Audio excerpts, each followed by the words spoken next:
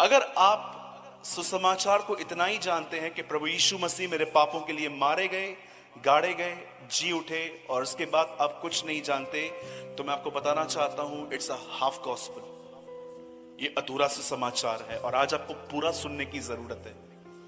और मैं आप में से हर उस व्यक्ति से जो प्रभु में बुजुर्ग है, जो पुराना है, मैं आपसे उम्मीद करता हूं कि आप बड़े ध्यान से सुने और सदैव याद रखिए, ऐसा भी हो सकता है कि मसीह में 60 साल का व्यक्ति भी बच्चा है और 25 साल का आदमी भी पिता है। समझे मेरी बात आप? नहीं, ऐसा भी हो सकता है कि आप 60 साल के हो और आप 40 साल से खुदा में हो, लेकिन आप स्पिरिचुअली, यूहन्ना कहता है, हे बच्चों, हो सकता है स्पिरिचुअली बच्चे हैं, लेकिन ऐसा भी हो सकता है कि आप मसीह के अंदर हो और मात्र 30 साल आपकी उम्र है और आपको प्रभु में आए सिर्फ 5 साल हुए हैं, पर आप एक आत्मिक पिता की तरह हो। इसलिए ध्यान से सुने।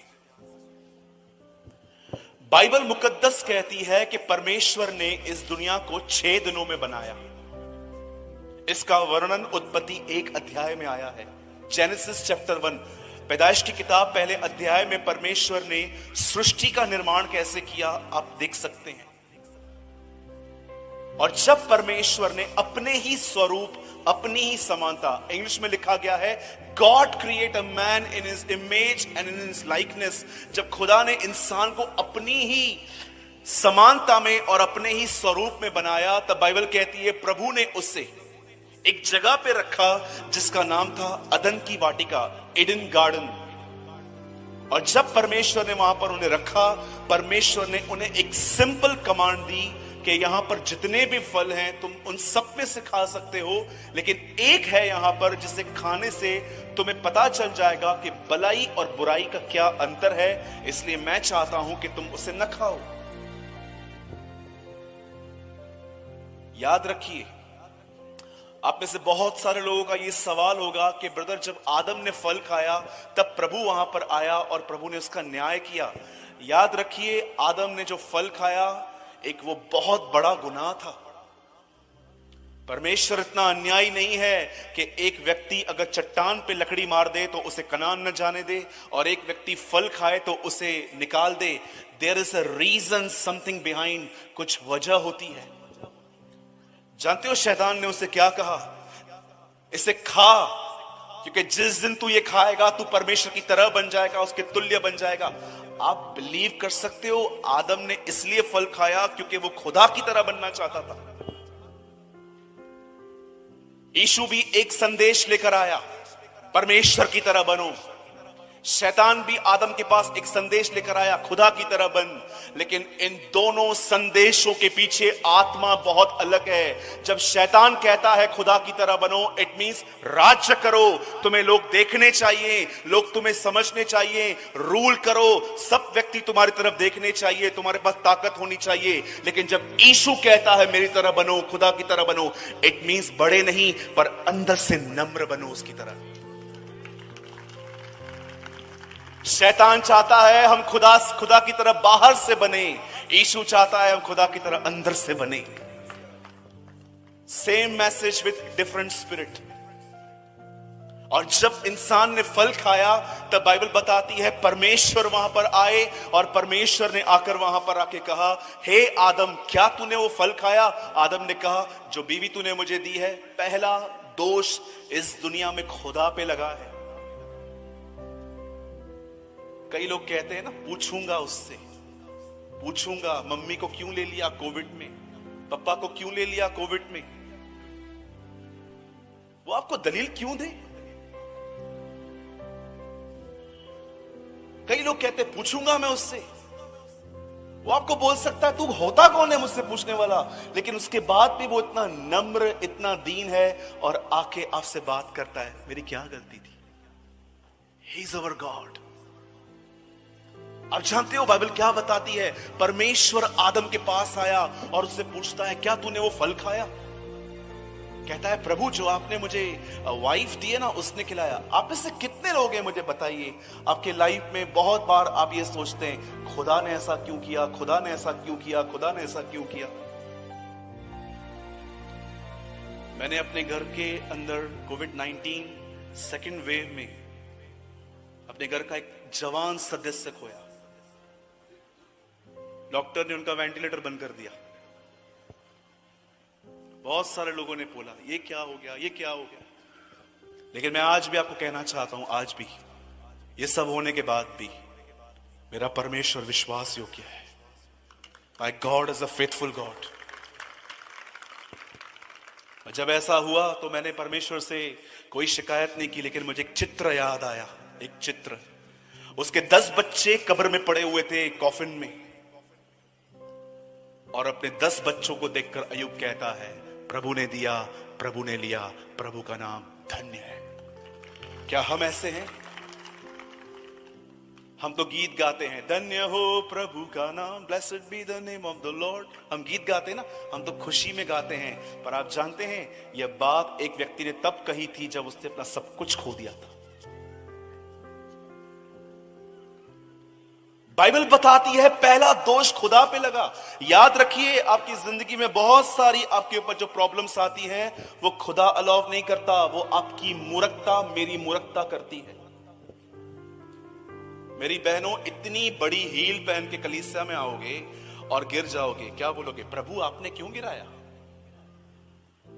लाइट का बिल नहीं भरा, लाइट काट के गए, क्या बोलोगे? प्रभु ने किया ये सब। एक दिन एक बहन ने हमारे कलीसिया में गवाही दी, मैंने टिकट नहीं खरीदी, ट्रेन में ऐसे ही चढ़ गई, सामने से टीसी आ रहा था, सबको पकड़ा, मुझे नहीं पकड़ा, प्रभु का धन्यवाद। मैंने कहा प्रभु मेरी प्रार्थना है अगली बार सबको छोड़ के इसको पकड़। ये कैसी गवाहियां हैं हमारी। और आजकल की गवाहियां, मैंने प्रभु को 10वांश दिया, प्रभु ने मुझे इतना दिया। बंद करो खुदा को व्यापारियों की तरह प्रेजेंट करना। जब तुम्हारे पास नहीं था तब भी उसने तुम्हें दिया था। so many गवाहियां लाइक दिस। मैंने दिया, 40 दिन की फास्टिंग की, 40 डेज का फास्टिंग किया। प्रभु की आशीषों को परचेस करते हैं आप। मैं आपके सामने कहता हूं, मैंने कुछ नहीं दिया है खुदा को, उसने सब मुझे अपनी दया से दिया है। कभी घमंड मत कीजिएगा कि आपने फास्टिंग की, आपने प्रेयर की। एक दिन प्रभु ने मुझे एक बहुत खूबसूरत बात कही, सूरज तुझे सब कुछ चाहिए? मैंने कहा यस लॉर्ड, मुझे सब चाहिए, एक शर्त है, मैं तुझे सब दूंगा। क्या शर्त है प्रभु? 1 थिंग। क्या? फ्री में लेना है। सालों लग गए मुझे इस बात को समझने में, फ्री में लेने का मतलब क्या है। कभी अपनी गवाही में ये मत कहना लंबी प्रार्थनाएं की, बहुत बाइबल स्टडी की, ये सेवकाई, वो पास्टर, ये पास्टर, वो पास्टर से प्रार्थना करवाई तो हुआ। हमेशा ये कहना मुझे जो कुछ मिला परमेश्वर के अनुग्रह से मिला। What I receive by the grace of God। आपको क्या लगता है आप में से बहुत सारे लोग क्यों आशीषित हुए हैं? आप इसीलिए क्योंकि आप पास्टर सलीम के चर्च में जाते हैं, इसीलिए क्योंकि आप पास्टर सूरज के चर्च में जाते हैं। आप सिर्फ यीशु की वजह से आशीषित हुए हैं। पास्टरों को पैर पड़ना बंद कीजिए। और बड़ी अजीब बात देखी मैंने कुछ जगहों पे, पास्टर को लोग पैर पड़ते हैं आजकल, और पास्टर रुकता भी नहीं है। मैं गुरदासपुर में था, यूसुफ हम कहां थे? होशियारपुर में। मैंने वहां पर खड़े होकर कहा जिसने मेरे पैर पड़े मैं उसको घसीट के बॉम्बे ले जाऊंगा। आजकल लोग, pastor where is written in the Bible, कहां पढ़ा आपने? शो मी, दिखाओ मुझे। पतरस की कुरनेलियुस पतरस के पैरों पे गिरा, उसको उठा के वो कहता है क्या करता है तू ये सब, उठ।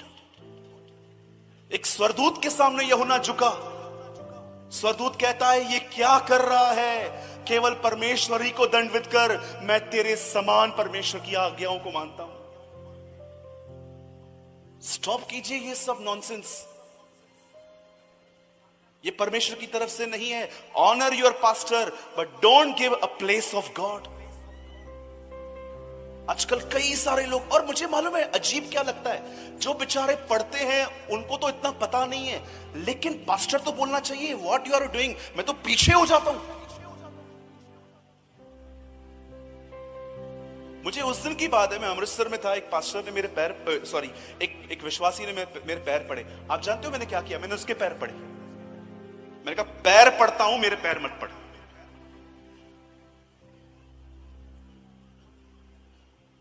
एक ही व्यक्ति है जो आदर के योग्य है, वो प्रभु यीशु मसीह है, और कोई नहीं है, और कोई नहीं है। ब्रदर, आज के प्रचार के बाद आपको लुधियाना में कोई नहीं बुलाएगा। प्रभु का धन्यवाद। डोंट वरी, इट्स ओके, चलेगा मुझे।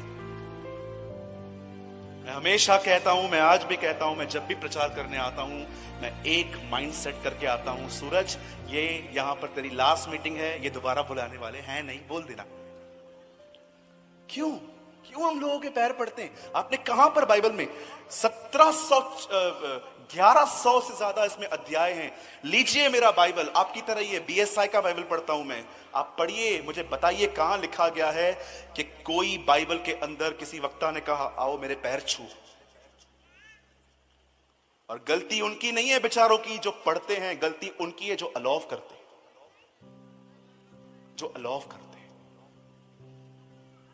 हमारे मुंबई के चर्च में ऐसा नहीं होता।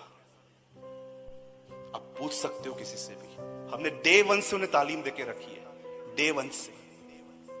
एक बहन ने कहा हमारे घर चलिए, आपके पैर घुमा के आइए, हमें आशीष मिलेगी। मैंने कहा बहन इधर आओ, पैर काट के देता हूं, लेके जाओ। ऐसा होता है ब्रदर। वचन में लिखा गया है पास्टर 2 गुने आदर के योग्य है। मानता हूं, मैं भी करता हूं, पर वचन में यह नहीं लिखा गया है कि उसे परमेश्वर की जगह दो। मैं भी एक पास्टर हूं, मैं भी तो अपने लिए बोल रहा हूं। हम कब स्पिरिचुअली एजुकेटेड होंगे?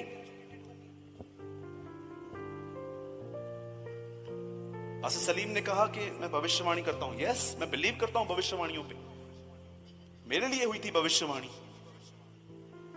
लेकिन मैं ये बिलीव नहीं करता कि भविष्यवाणी ऐसे ही पूरी होती है। मैं बिलीव करता हूं भविष्यवाणी जिस पे हुई है, अगर वो खुदा के साथ चलता है तो पूरी होती है।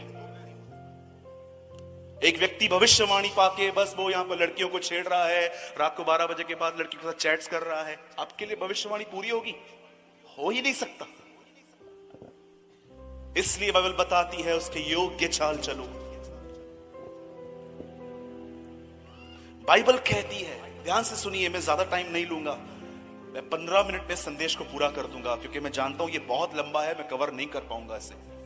आप जानते हैं जब परमेश्वर ने आदम को वहां से निकाल दिया, तब बाइबल मुकद्दस कहती है कि परमेश्वर ने अपने लोगों को पाप में देखकर, उसके बाद जब डिक्लाइन होते गए, लोग सब गुनाह में आते गए, आपको पता है उसके बाद क्या क्या पाप हुए, आज सेम हो रहे हैं। एक दर्शन में मैंने देखा कि आने वाले दिनों में व्यभिचार और ग्रो करेगा। It will be grow. आप देखिए ये कहां तक पहुंच गया है। लड़का लड़के से शादी कर रहा है, लड़कियां लड़कियों से मैरिज कर रही हैं, गे एंड लेस्बियन रिलेशनशिप्स। अरे ये तो छोड़ो, मैं आपको बहनों की प्रेजेंस में मैं बहुत कुछ नहीं बोल सकता, यहां पर पता नहीं क्या क्या होता है। और मैं आपको सच कहता हूं, ये उन दिनों में भी हो रहा था जब परमेश्वर ने देखा कि ये सारे गुनाह होते हैं, तब प्रभु ने अपने नबियों को भेजना चालू किया, और नबी आके प्रचार करना स्टार्ट किया, पश्चाताप करो, स्वर्ग के राज्य में आओ। वो उन्हें समझाने लगे। तब बाइबल से कोई नहीं सुन रहा था, कोई भी नहीं। और बाइबल बताती है अंत में ऐसा हुआ। बाइबल की अंतिम किताब मलाकी और नई नियम की किताब मती, और वचन कहता है हमारे प्रभु यीशु मसीह आए। वचन कहता है एक फरिश्ता मरियम के पास आया और उसने कहा, हे मरियम डर मत, एक पुत्र जनेगी, उसका नाम यीशु रखना, और उसकी सेवकाई होगी अपने लोगों को उनके गुनाहों से आजाद करना। और जैसे मरियम ने यह बुलाहट स्वीकार की, उसने कहा यस मुझे ये हो, तेरे वचन के अनुसार इट विल बी डन। उसके बाद लिखा गया है उसके अंदर यीशु उत्पन्न स्टार्ट हुआ, और बाइबल बताती है यीशु उत्पन्न हुआ, उसने अपनी सेवकाई चालू की, और अपनी सेवकाई चालू करने के बाद उसने बहुत से बीमारों को चंगा किया, दुष्ट आत्माओं को निकाला, उसने कोड़ियों को शुद्ध किया। और एक रात जब वो अरेस्ट हुआ, आप में से कितने लोग ये बात जानते हैं, पूरी बाइबल में ये कहा भी नहीं है कि जीसस यरूशलेम में कभी भी सारी रात रहा था। लेकिन जानते हैं, जिस रात वो रहा उसी रात वो अरेस्ट हुआ। जिस रात वो वहां पर रहा उस रात वो अरेस्ट हुआ। लोग उसे मार के लेके गए, उसे कोड़े मारे गए, उसे कीले मारे गए, और बाइबल बताती है उसे क्रूस पे टांग दिया गया। और क्रूस पे टांगने के बाद एक व्यक्ति ने उसे अपनी नई कब्र मुफ्त में दी। हम कहते हैं कि इब्राहिम के बारे में हम पढ़ते हैं कि कैसे उसने अपनी कब्र खरीदी थी, वैसे ही यूसुफ ने अपनी कब्र खरीदी थी और उसने वो नई कब्र, बाइबल बताती है, यीशु मसीह को वहां पर रखा गया। और तीसरे दिन कुछ बहनें उसके बदन पर मालिश करने के लिए अपने हाथ में कुछ परफ्यूम्स, कुछ इत्र, सुगंधित वस्तुएं जब वहां पर लेके जा रही थी, जब वो वहां पर पहुंची तो उनको स्वर्गदूत ने कहा, तुम एक जीवित को मरे हुए में क्यों ढूंढती हो? जाओ और सबको बताओ कि वो जी उठा है। He arose from the death.